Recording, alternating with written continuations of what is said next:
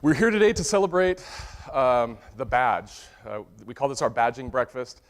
And the symbolism of our badge, both the shield that we wear on our Class Bs and the Maltese that we wear on our shirts and our shoulders, dates all the way back to the 11th century and the Order of St. John, who later became the Knights of Malta. And believe it or not, the Knights of Malta still exist as an organization on the island of Malta. But that long history has come down through the tradition and evolution of the use of those symbols to us in the modern fire service. And that symbolism is deeply meaningful. What the shield and what the Maltese cross mean and represent for us is a deep sense of trust that our community has in the work that we do. Think about any other profession in the world that opens their front door to allow 3 to 6 to 9 perfect strangers to storm into your living room. Think about any other profession in the world that has a young parent greet 3 strangers at the front door and hand over their infant to 3 strangers. Think of any other profession in the world who opens their lives at the darkest, most difficult, most vulnerable moments and lays everything out to perfect strangers who have come into their life. And then add the fact to that we are government. It's a small miracle. The shield and the cross represent something very profound, and that is the trust that the community has in us. The trust that they have in each of you providing the service, the trust that they have in our profession, the trust that they have in our department in this community.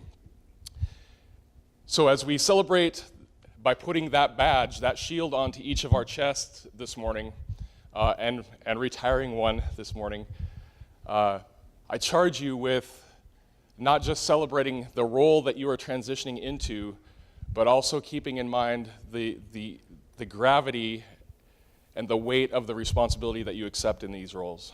It is a profound mission that we accept when we put these badges onto our chest, serving the community. And so I ask you to consider what it is that you're undertaking today, whether you're coming on as a firefighter, promoting to the rank of lieutenant, captain, or in the case of Dean, looking back on 32 years of this kind of service and maintaining and building that trust in the community in the work that you've done. So with that, let's begin. I'd like to start with our firefighters who have come into the department in the last year to join our ranks and to provide this work and this service to our community. So if we could have Dave Pemberton come up first. Dave's hiring was perfect timing because he missed last year's breakfast. I think he was at Academy perhaps, and he just finished probation. So we're celebrating just a little bit late, but thrilled to do so nonetheless. And Dave, you're gonna have your son, Colt, pin your badge, I believe, right?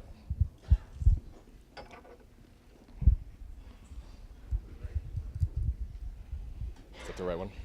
4623. Yep, okay.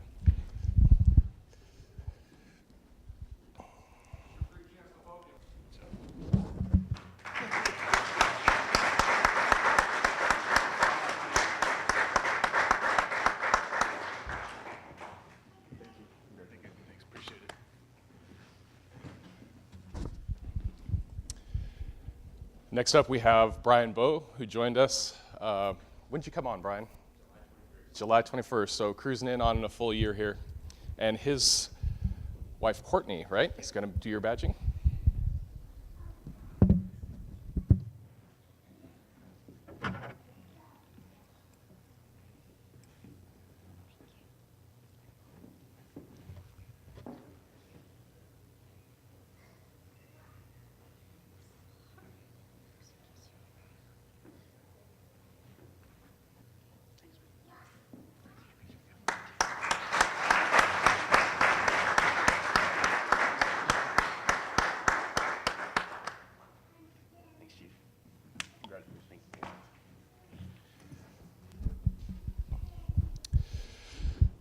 Our firefighters on obviously the front line out in the community, providing the hands-on service when somebody calls 911 with a problem. If it's not law enforcement in nature, it falls to us. We become the safety net of the community, and these guys who have come on board are the ones who are putting boots on the ground and hands on the work, the tools, and the patience to help serve the community. So thank you both for the work that you do for the community and the awesome addition that you've been to the department. So thank you, guys. Okay, next up we have our company officer promotions. So we're going to start with our lieutenant. Lieutenant is kind of a unique position in our organization because they are a company officer and an officer all the time, but they have this flexibility of one day they might be driving a fire engine or an ambulance, the next day they might be in charge of the crew who is operating the engine or the ambulance. They can rotate between stations, they shifts, the lieutenants sort of do a little bit of everything in the organization.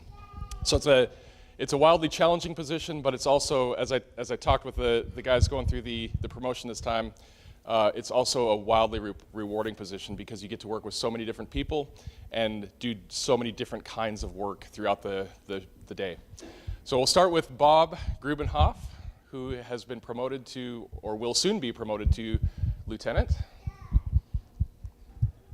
And he will be badged by his wife, Jennifer.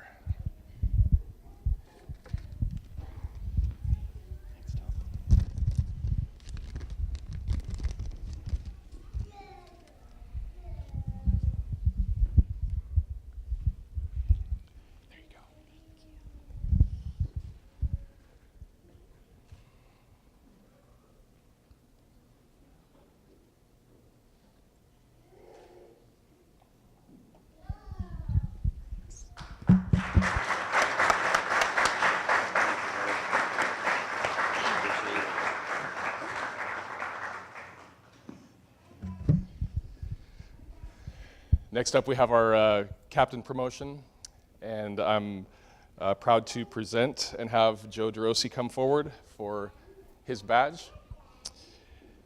And in this case, Joe is going to have his wife Susie remove his lieutenant's badge, and his dad Joe pin his captain's badge.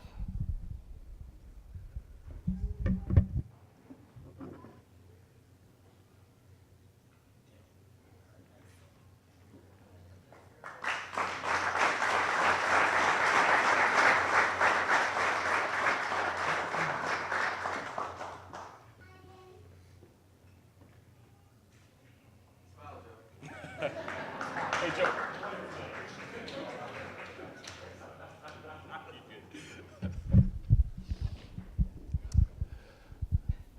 I'll pause just for a moment before we go into celebrating Dean's retirement. We spend a lot of time, the last couple of years, you know, those of you working in the department know the last couple of years have been crazy town. Opened in Station 4 and 15, new chiefs, new officers, new chief.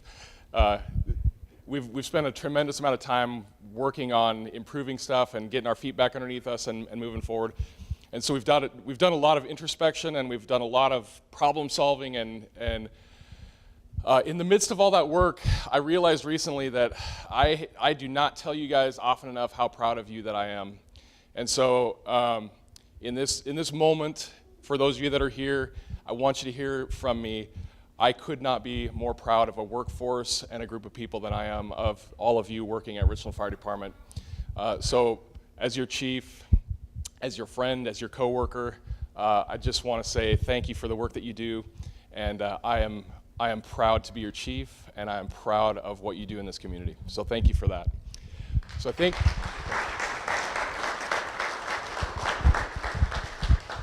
I think now we should transition to celebrating a little over 32 years?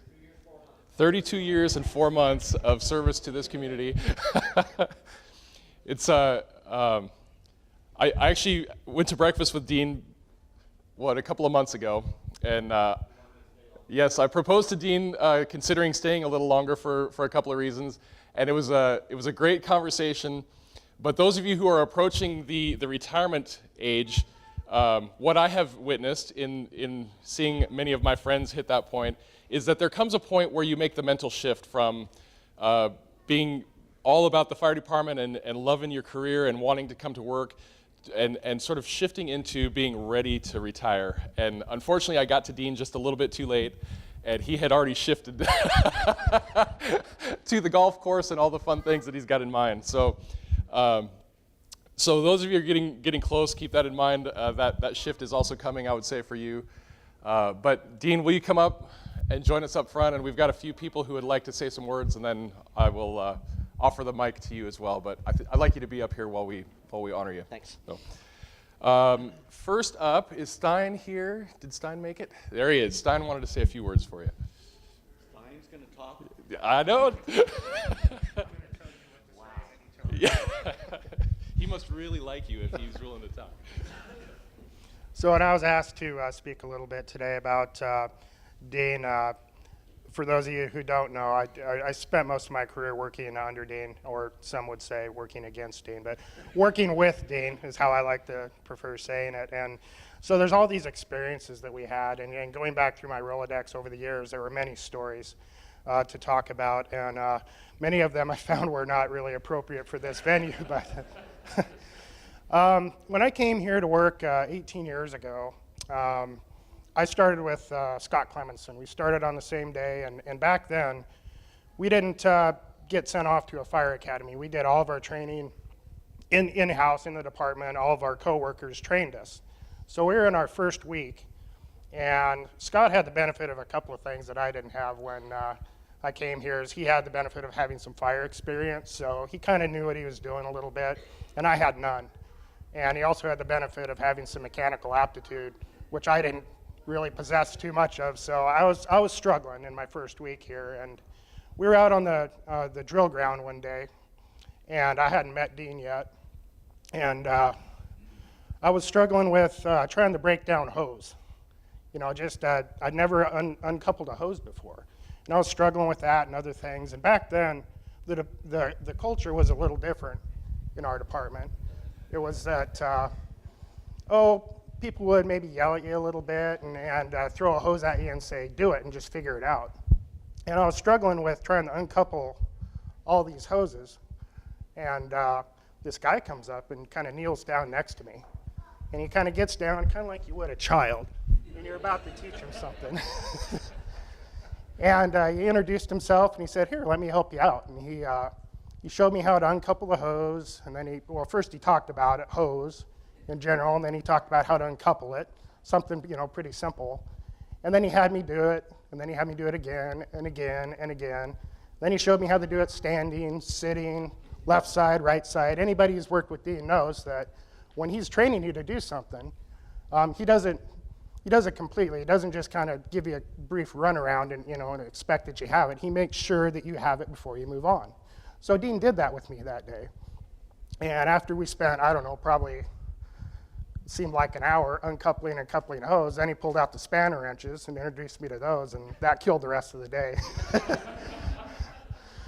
But what really stood out to me at that moment in my life was that there was all these people around me, and everyone was kind of barking orders at me and kind of having these expectations of me. But Dean was the only person who came up and actually took the time out, did something that was outside the department culture at that time, and took the time to take somebody he'd never even met before that day and spent his whole afternoon trying to train me, which something that has stuck with me throughout all these years. And that's something that those of you who have worked with Dean know that that's what he's like. That's what he's all about. Anybody in this room, if he sees a need, he'll take time out of his day. He'll, even if there's a basketball game or something that he wants to do, he'll sacrifice that to take care of his people.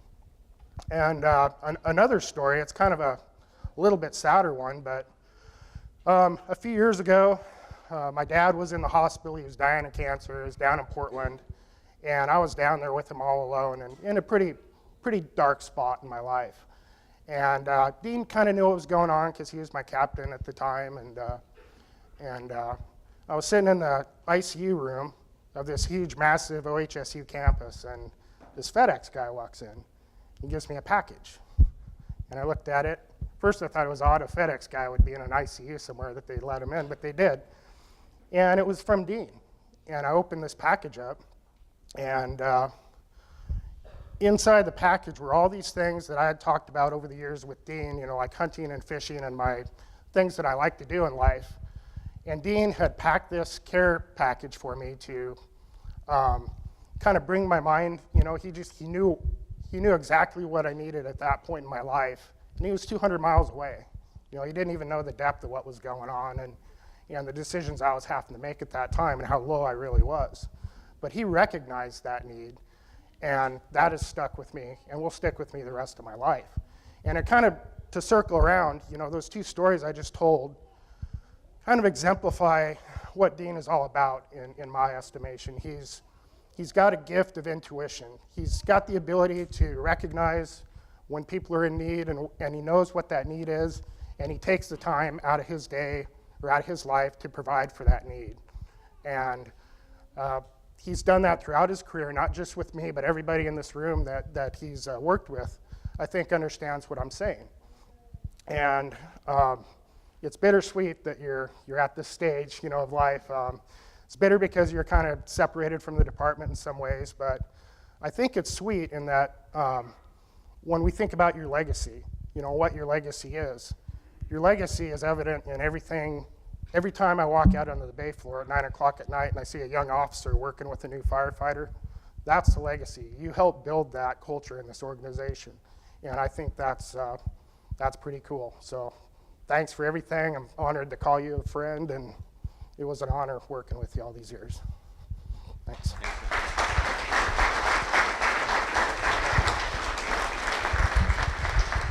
Thanks, Stein.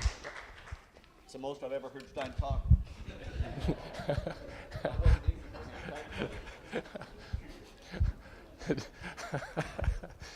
Just to give you some insight, when Stein came into the medical officer's role, he said, as long as I don't have to talk in front of people, we'll be okay.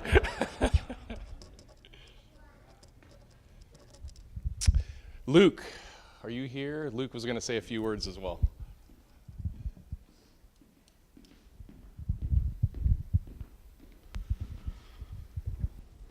Well, there's a lot of you know me, some of you don't. I'm Luke Mone. Little backstory with me is I've kind of been that roving guy a little bit. I started in Coeur d'Alene in my career, worked 3 years there. It was just kind of the starting point, and it happens a lot of places.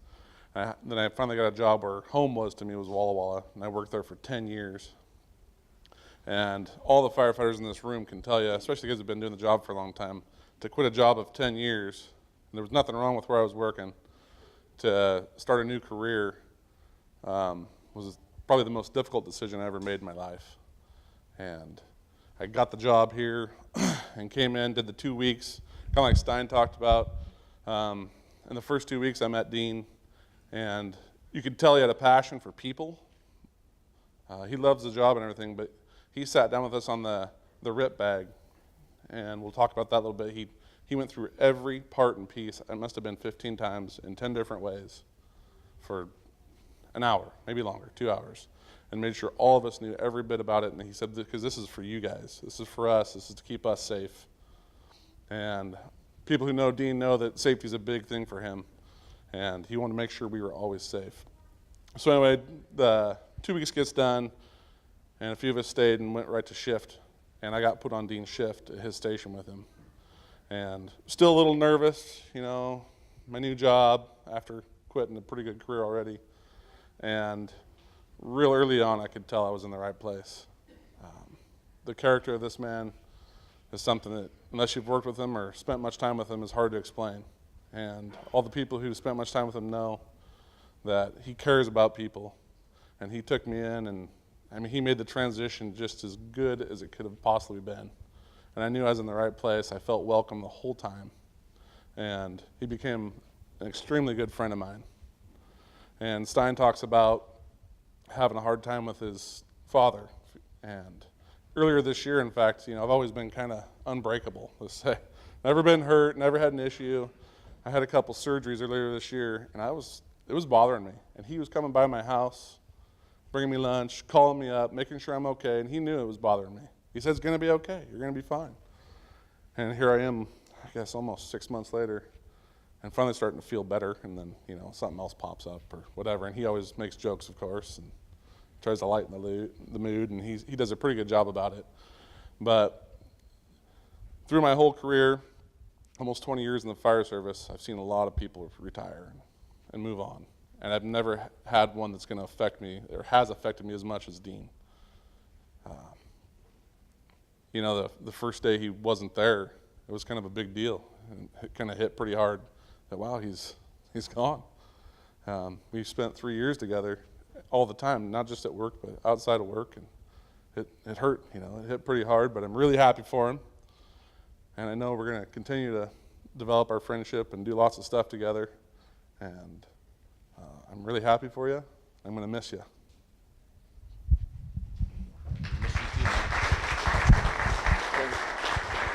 Yeah. Thanks, dude. Okay, Kevin Landon was going to say, Mr. Cobb would like to say a word as well. How'd I know? When he speaks, people listen. The mic is yours, sir. Thank you. My name is Mike Cobb from the Richland Police Department. And when Dean and I were working the street together, you hear Dean's into safety. Safety.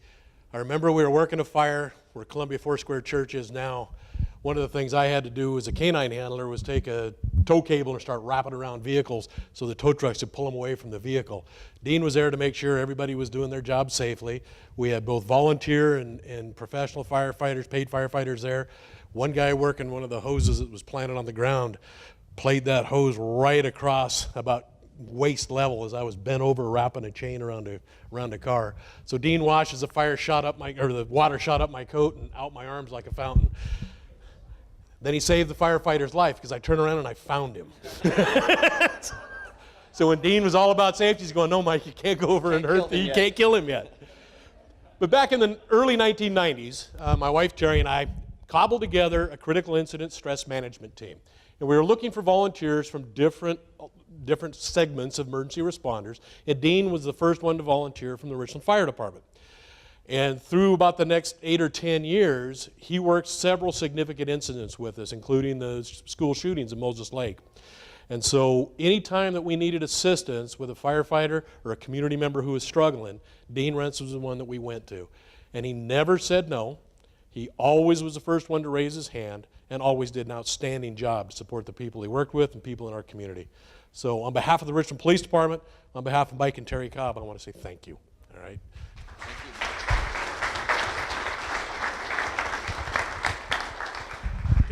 Thank you.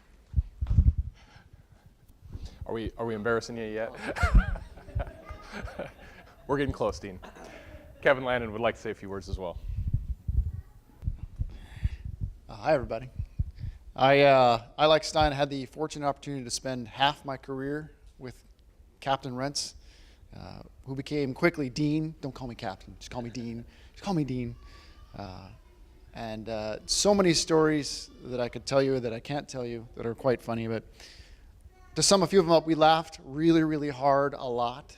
Like Stein and Dean and I, there was always something in the shift that created so much laughter that we would either miss an opportunity or it just, the communication between the three of us, led by Dean, we always felt like a family, which was pretty fantastic because there are times we would get angry with each other, occasionally, just occasionally, but it was always Dean who wrapped us back up together.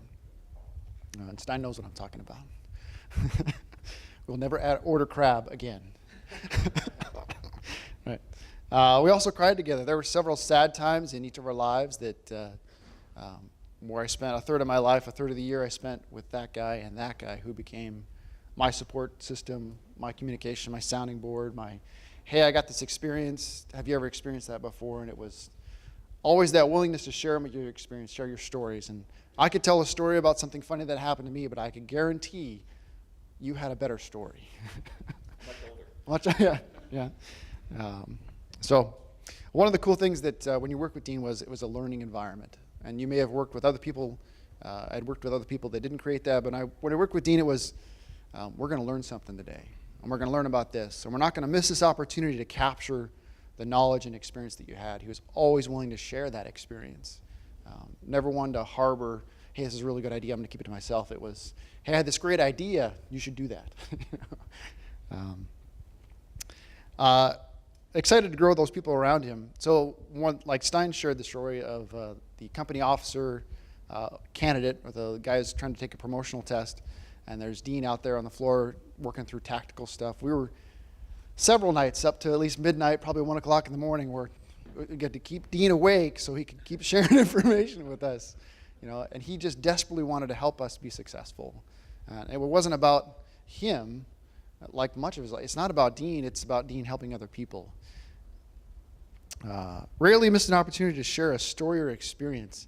And occasionally we would hear the same story, and if you work with Dean, sometimes occasionally, you would hear the same story. But it really didn't matter how many times you heard the story. By the end of the story, you're like, yeah, you're laughing and smiling and just cracking up because, gosh, it's not about the story, it was about the delivery. Because stories rarely finished with Dean sitting in a chair. There usually was and then there was this. Just passionate, super passionate. We talked about safety, and I know I've told you this before, how much I really appreciate becoming an officer is not an easy task. It takes a great deal of work. And when you have exceptional leaders helping you, encouraging you beyond what you thought you could do, that made a huge difference to me. And I've told you that before, that I think I am where I am because of your help and your assistance and your constant pushing. A story about safety. We were in West Richland on a structure fire. Do you remember that fire? Up on the hill, up was flat top. Oh, yeah. Yeah. Several times we're cutting a hole in the side to do this and that. We get so frustrated we want to just throw the chainsaw. But we were inside, we're interior on this structure fire. We can't really figure out where the fire is. Where's this fire? There's smoke everywhere. And we're looking for, we're trying to figure out where's the attic access. We end up, 3 of us standing in this closet. And I think it was Chris Roney too, wasn't it? Was Stein there? You were there, Stein? I'm trying to remember. I remember you were there for sure. We ended up in this closet looking for the hatch access, and kind of they're all standing in this closet. And boy, this floor feels kind of funny. Like, oh, okay, didn't even put it together. We stepped out of the closet, and the floor falls through, and the fire goes whoosh up and slams the door closed.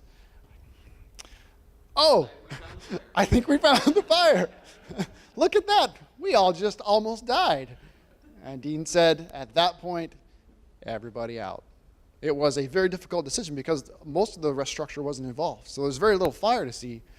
It was an extremely hard decision to make. Well, once the floor fell through, it was much easier.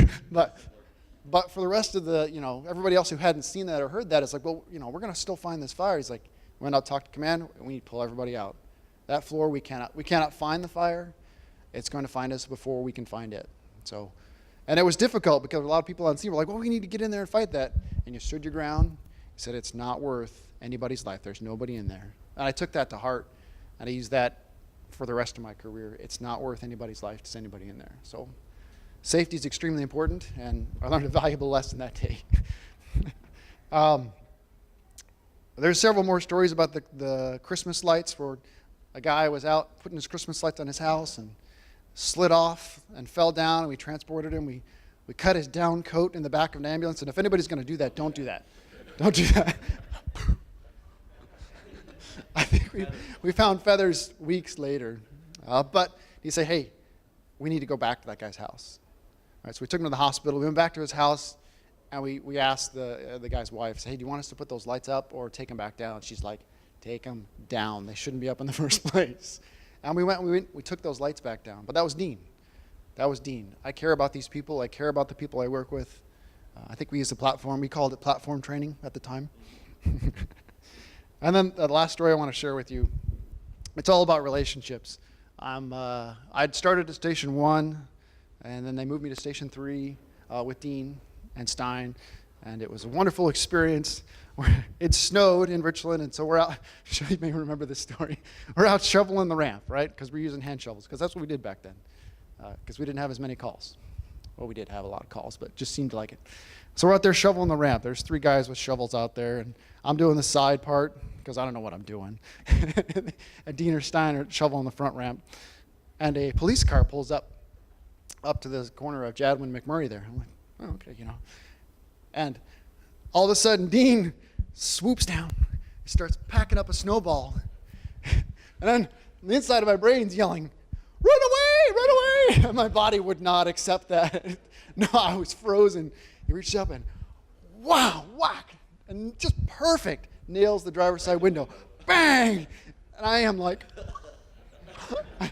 I could do nothing. I couldn't move. I'm frozen with fear. I thought for sure, oh, great, I'm going to jail, right? I'm on probation. This is the end, right? Because he's going to think it was me. And the car whips around, pulls up on the ramp. He pulls out. Oh, Dean! I'm like, I'm still panicked. Oh, what am I going to do? I'm going to run away. But it was all, they knew each other. It was a great relationship. And I learned that relationships are extremely important. So it's kind of like my first captain, my favorite captain is retiring. And that's hard for me. But I love you. I thank you for all the wonderful wisdom and family you created for us. And I'm going to miss you a great deal. Thank you.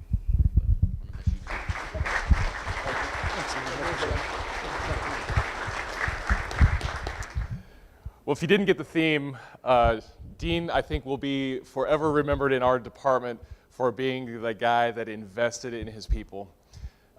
He was passionate about his crew. He advocated for his people all the time. And you heard in all those stories his investment in making sure his crews and the people he worked with mastered their craft. It's something that we've lost touch with a little bit in the industry because we I think I'm a fan of academia and research and science, but I think we've almost gone to the other end of losing the art of firefighting. Yes, sir. Yeah, of course. Good morning, everyone. For most of you that don't know, I'm Phillip Lindley. And not very long ago, I suffered some of the darkest days of my life. And this department stepped up at the worst of the times and supported me, and I'll be eternally grateful for that. But for Dean in particular, on one of those dark days, Dean took it on himself to call me and come by and pick me up and let me ride around with him during the day on the duties that he had that day.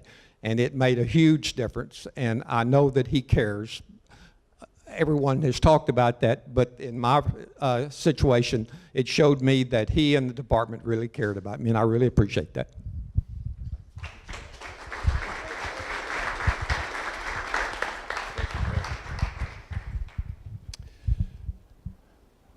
So, Dean, the captain, the lieutenant, the firefighter who always invested in people, who was always concerned for people. And I will also say, we have this expression called short-timers syndrome, where people start getting close and they maybe coast just a little bit and let the foot off the accelerator just a little bit. And Dean never did that.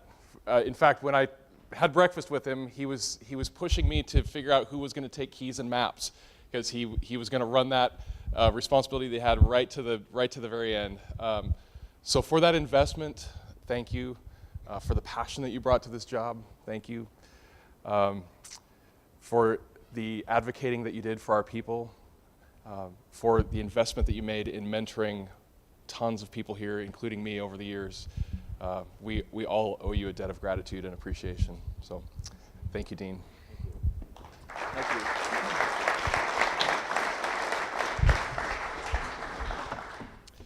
Part of what we do as a department for each of our retirees is put together a shadow box.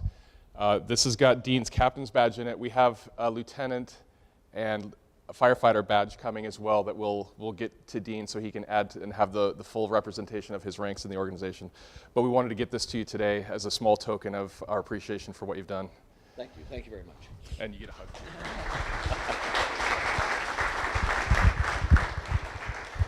And I would think you probably want to say a few words, maybe? Yeah, is that it? My gosh, is anybody else?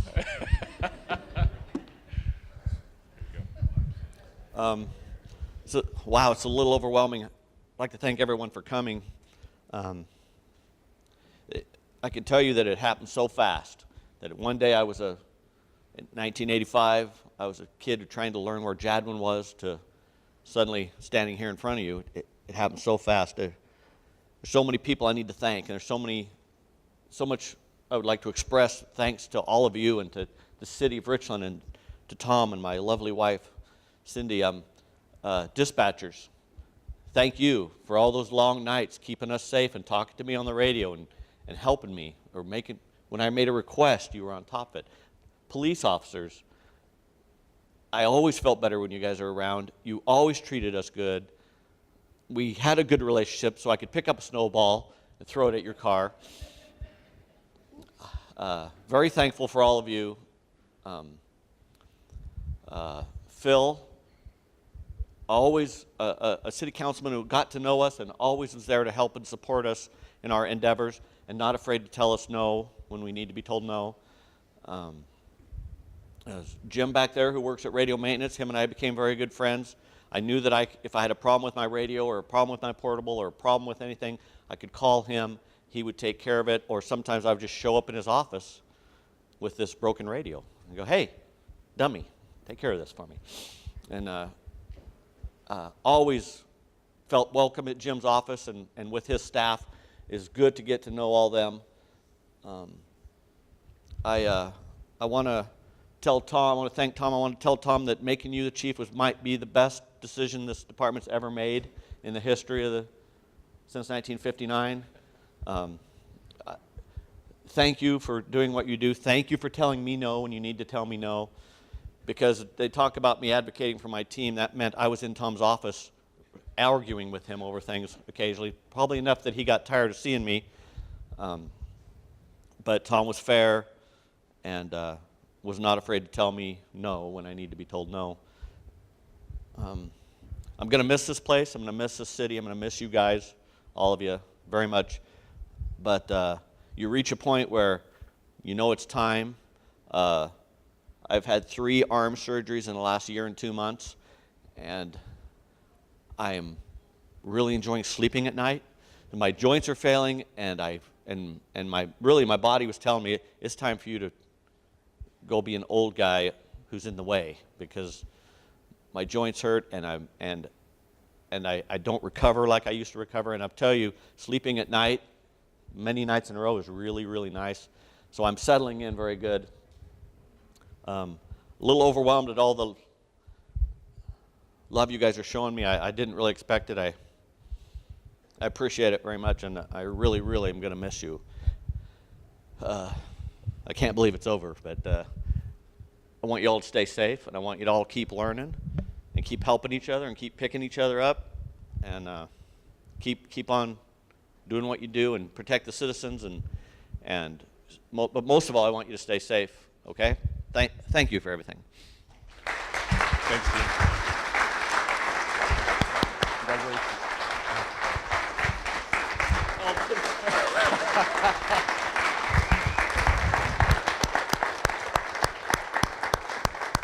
So none of this happens in a vacuum, and I want to thank Trish and Shauna. They did the lion's share of setting this morning up, doing the work, the shopping, working with the crew here at this awesome facility that we have to get everything ready to go. So to your folks, Joe, and to Trish and Shauna, thank you for the support this morning. Let's definitely give them a hand. So it's easy at a time like this, looking at the end of a career, to see the end. But what I want to challenge you with as we head back to our morning today is that this is not the end. Dean is entering a different part of his adventure, and it is now the beginning of Dean's legacy in this department. So what are you all going to do? What are we all going to do to pick up what Dean contributed to the organization and make sure that carries on? Officers, you heard the investment that Dean made in mentoring and advocating for his people and helping them master their craft. It's a great thing to pick up and carry on. Firefighters, master your craft. Don't wait for the officer to tell you what to do, but look for those opportunities. If those of you that want to be officers, you can't be a great officer if you weren't a great firefighter. Okay, so invest in getting to know your tools and getting to know the work and getting to know the customers and the needs of the community, and that, I think, will be some of the best appreciation and respect that we can show to Dean by continuing those things that he contributed to our organization. So I will leave that with you this morning. Again, thank you for all you do. I'm extraordinarily proud of all of you and the work that you do. I wish you a safe and happy day, and go out and enjoy, hopefully, some summertime coming this way. Have a great day, everybody.